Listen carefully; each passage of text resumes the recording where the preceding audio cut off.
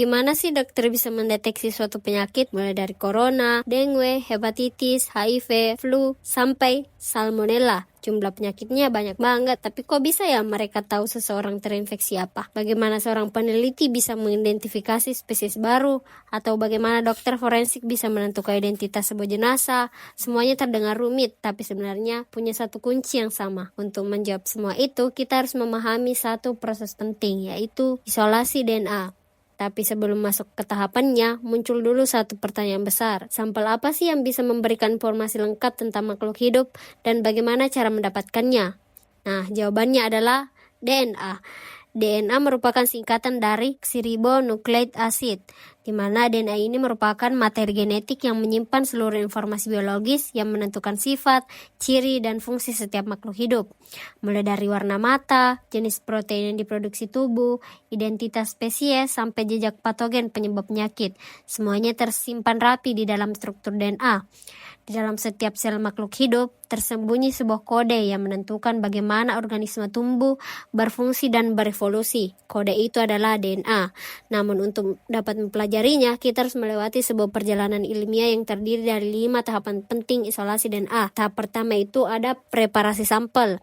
Ini adalah langkah awal yang menentukan kualitas proses selanjutnya. Sampel baik itu daun, jaringan hewan, darah, ataupun kultur mikroba dipilih dengan hati-hati.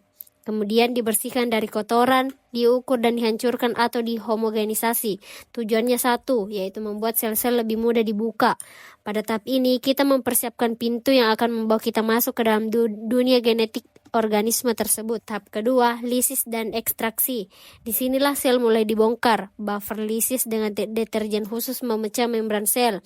Sementara enzim seperti proteinase K menghancurkan protein-protein yang mengganggu, termasuk enzim DNase yang bisa merusak DNA. Setelah sel benar-benar pecah, DNA dipisahkan dari lipid, protein, dan pengotor lainnya melalui metode ekstraksi.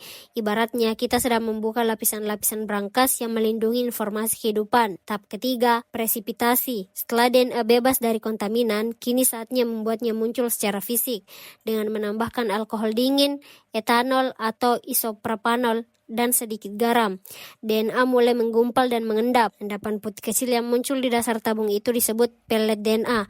Tapi ini sering dianggap ajaib karena kita benar-benar bisa melihat jejak material genetik dengan mata kita sendiri. Tahap keempat adalah wasing. Pelet DNA yang baru terbentuk belum sepenuhnya bersih. Masih ada sisa garam, alkohol, atau protein yang menempel. Jadi DNA dicuci menggunakan etanol 70%, lalu disentrifugasi ulang. Proses ini diulang hingga pelet benar-benar bersih dan siap digunakan. Tahap wasing adalah seperti memoles permata mentah agar lebih jernih dan bernilai. Tahap terakhir adalah elution, tahap paling akhir dan paling ditunggu. Pelet DNA yang sudah sering kemudian dilarutkan kembali menggunakan buffer elusi atau air bebas nukleus. Hanya dalam beberapa detik, material genetik itu berubah menjadi larutan bening, namun berisi informasi biologis yang sangat kompleks. Larutan ini kemudian siap digunakan untuk PCR, electrophoresis, sequencing, atau analisis molekul lainnya.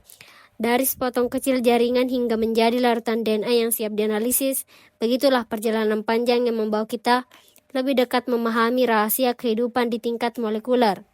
Dari pecahan sel hingga larutan bening berisi kode kehidupan, isolasi DNA membawa kita melihat bagaimana sains mengungkap rahasia dalam makhluk hidup. Terima kasih sudah mengikuti perjalanan ini. Jangan lupa selalu ada sesuatu yang menunggu untuk ditemukan dalam setiap helai DNA.